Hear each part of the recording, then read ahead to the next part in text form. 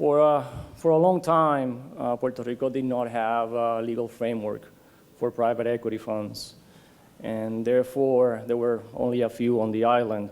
Now we have such a framework. It's Act 185, adopted in November of 2014.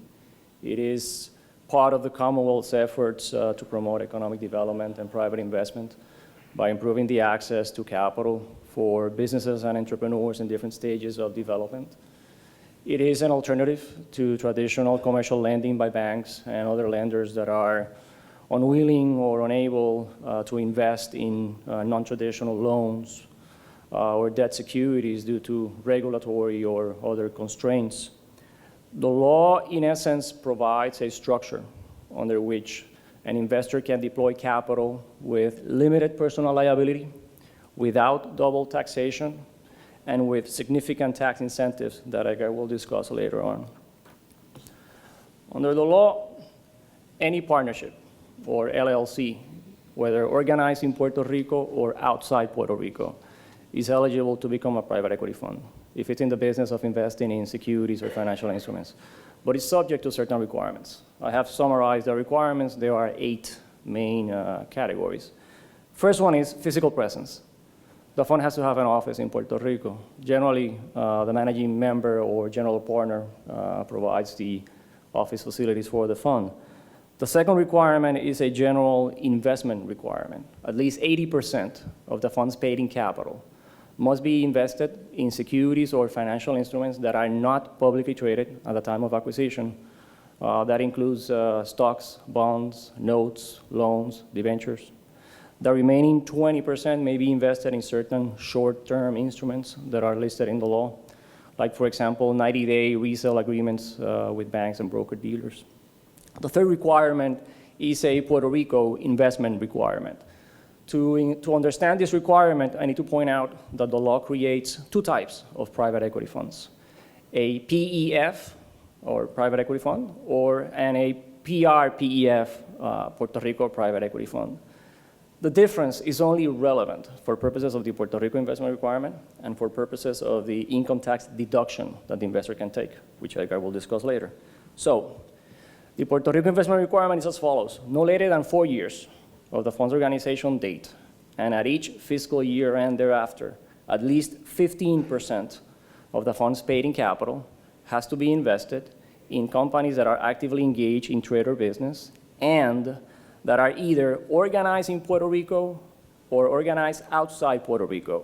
But if organized outside Puerto Rico, they need to derive at least 80% of their gross income in the last 3 years from Puerto Rico sources. Now, if it's a PRPEF, or Puerto Rico Private Equity Fund, the Puerto Rico investment requirement is higher. It's 60%.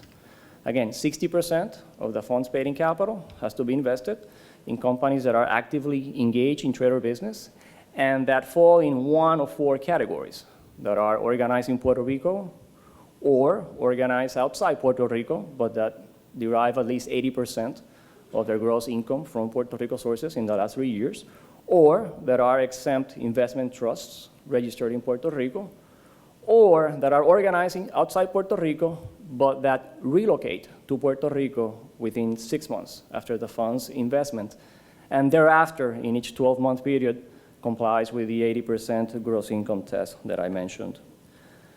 Notice that this is the only Puerto Rico investment requirement in the law. It's either 15% or 60%, depending on the type of fund. The remaining part of the fund's capital may be invested anywhere in the world. The next requirement is an investor requirement. The fund can only be offered to accredited investors. What the law does is it incorporates by reference the definition of accredited investor provided by the Securities and Exchange Commission, with few changes.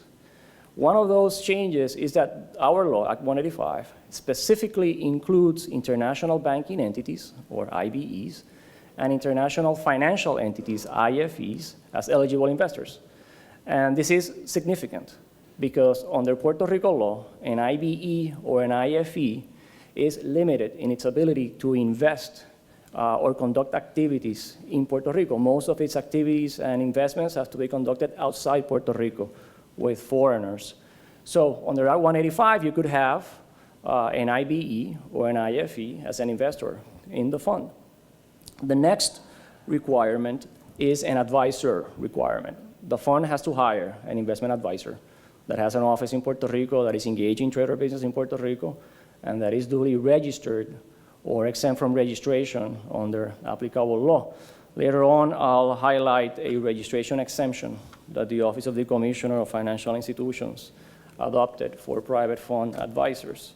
And let me say, the Office of the Commissioner of Financial Institutions, or the OCFI, is a government agency created by law. It is Puerto Rico's banking and securities regulator.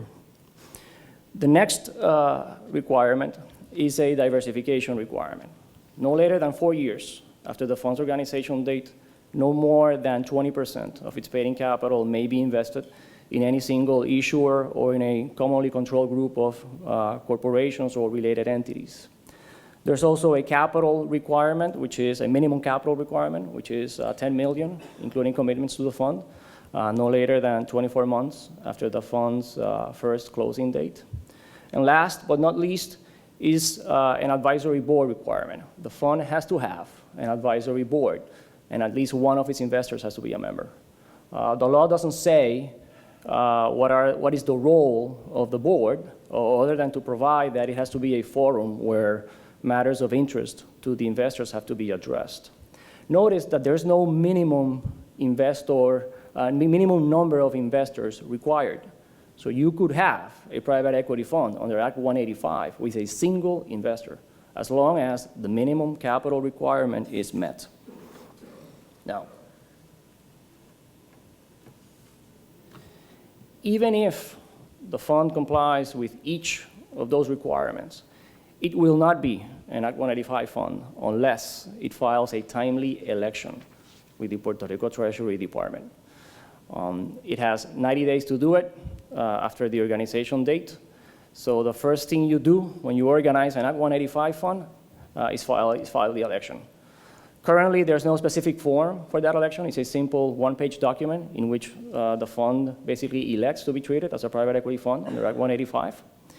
If the fund fails to comply with any of the eligibility requirements in any given year, it loses the treatment of private equity fund for that year, including the tax benefits, and would have to refile the election for subsequent years.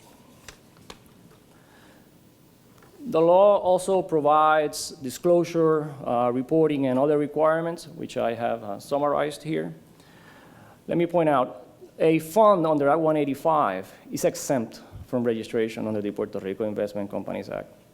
However, the offering of the securities of the fund is subject to applicable Puerto Rico and federal securities laws.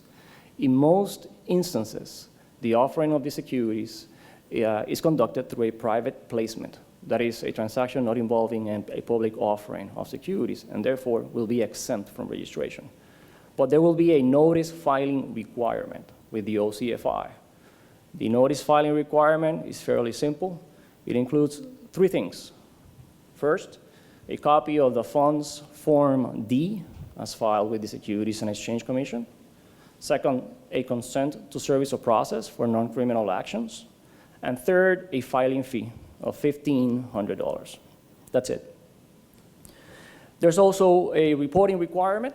The fund has to provide quarterly and annual reports to its investors. The annual report has to be audited by a Puerto Rico licensed CPA and must include certain information, including a breakdown of the fees and expenses, a summary of capital calls, summary of indebtedness, and must also include a management letter. The law provides that the general partner or managing member has a fiduciary duty to the fund's investors. It doesn't say specifically what that duty is, so in my view, it is basically the duty of care and duty of loyalty that generally applies in the corporate context. The fund has to provide material disclosures to its investors. That includes material disclosures about risks, events. Must also provide a sworn certificate of compliance with Act 185. The law doesn't say how often that certificate of compliance has to be provided. In my view, it should be done annually with the annual financial reports. The law also requires the fund to have annual meetings of members, and also provides that the term of the fund is established by the general manager or managing member, and that it may be extended for automatically for one additional year. Additional extensions require the approval by majority vote of the investors. Under the law, the OCFI, which I mentioned earlier, has regulatory authority over the fund. That means that the OCFI is empowered to conduct examinations of the fund and to suspend the offering of the fund securities or order its liquidation in the event of noncompliance. Two rules that I would like to quickly point out, both adopted by the OCFI and are relevant for private fund advisors. First one is Regulation 8526, adopted in 2014. It provides a registration exemption under Puerto Rico law for investment advisors that only advise private funds. For these purposes, private funds are investment companies that are exempt from registration under federal law. In particular, Section 3C1 and 3C7 of the U.S. Investment Company Act. Those are the two exemptions commonly relied upon in the states by private equity funds, hedge funds, and venture capital funds. So, if the advisor only advises private funds, it will be exempt from registration in Puerto Rico, provided that those three conditions are met. First, that the advisor has a clean record, no bad act or disqualification. That means no convictions, no enforcement actions. Second, that the advisor provides the OCFI with a copy of its report, the report that it files with the SEC. And third, if it's a Section 3C1 fund, which means basically a fund exempt from registration that has no more than 100 beneficial owners, that each investor is a qualified client. The regulation incorporates by reference the definition provided by the SEC for qualified client. Generally, it means an investor that has at least $1 million in assets under management with the advisor, including commitments to the fund, or that has a net worth of more than $2 million. If those conditions are met, the investment advisor to the fund will be exempt from registration under Puerto Rico law. The second rule that I would like to point out is NASA, with two A's at the end, Model Rule 102F-3. NASA is the North American Securities Administrators Association, of which the OCFI is a member. Under Puerto Rico law, performance-based fees for investment advisors are prohibited, generally prohibited. Those are fees based on the capital appreciation or capital gains of the assets under management. However, the OCFI has adopted that model rule, which provides a performance compensation exemption for investment advisors. Now, upon request, the OCFI will grant an exemption. That is, the advisor will be able to charge performance-based fees if those two conditions are met, which are first, that the advisory client is, that the client is a qualified client. Again, as I said before, it's the same definition provided by the SEC. And second, that the advisor provides certain disclosures regarding the performance-based fee arrangement to the investor. So those are the only two conditions for the advisor to be able to charge a performance-based fee or carried interest. And again, it has to be granted by the OCFI. And the OCFI generally grants those exemptions as a matter of course. Now, as to tax incentives, I'll let Edgar handle that. Thanks, Ivan. I think my part is so short that I'll just stay sitting. In essence, basically, as Ivan was saying, these private equity funds, before in Puerto Rico, we didn't have what is used to be called flow-through, what you have in the United States for a very long time, which is partnerships are taxed as flow-through entities. Actually, in Puerto Rico, that was a very limited vehicle to certain construction activities and certain other activities. So in Puerto Rico, flow-throughs did not become a normal thing until 2011. So basically, this vehicle now, as Ivan was explaining, has certain investment requirements.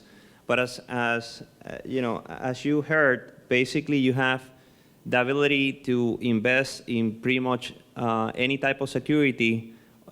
Basically, if the issuer of the security is an actively, is an active company, and also depending on which type of vehicle you're using, whether the Puerto Rico fund or the general fund, you will have to invest up to 60% of the capital or 15% of the capital of the fund. Now, in terms of taxes, what the private equity fund law does is that in the case of the Puerto Rico fund, you will see that the tax benefit will be a 60% deduction that will be allowed to the investors at the time the fund invests the commitments into the different target investments.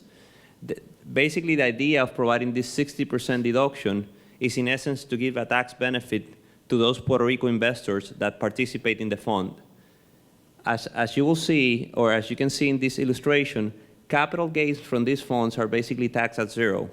So the idea was to try to basically allow Puerto Rico investors to get a 0% tax on capital gains flowing from the fund, and that somewhat will allow for example, Act 22 investors, people moving into Puerto Rico that basically are taxed at 0% in Puerto Rico, to have the ability to commingle their capital with locals in order to look for different investments either on island or off the island.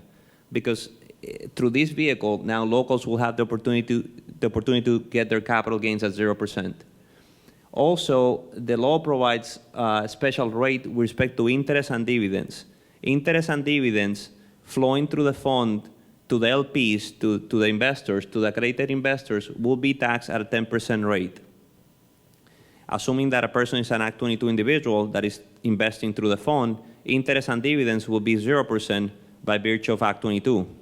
So that's a nice way of also basically allowing locals to get a preferential rate of 10% while commingling that with Act 22 investors. Act 22 investors in the interest and dividends will get the 0%. In the case of the private fund that is not a Puerto Rico fund, because it only invests 15% of its capital in Puerto Rico, the benefit to the local investors is reduced. In that case, basically the deduction that is allowed to the local investor is equivalent to 30% of the investment made by the local investor, rather than 60%, because in the case of the Puerto Rico fund, as you may recall, the Puerto Rico fund invests 60% of its capital in Puerto Rico. And the other benefits that you'll see in the lower bullet points is that in the case of the managers of the fund, either the general partners or the investment advisors that are basically managing the fund, the rate on interest and dividends, rather than being 10%, they get a preferential 5% rate on that. And with respect to capital gains, the managers and investment advisors get a rate of 2.5%, which is higher than the LPs get. The LPs will get 0% on capital gains. The managers will get 2.5%. But in the case of interest and dividends, the managers will get 5%, while the LPs will get 10%.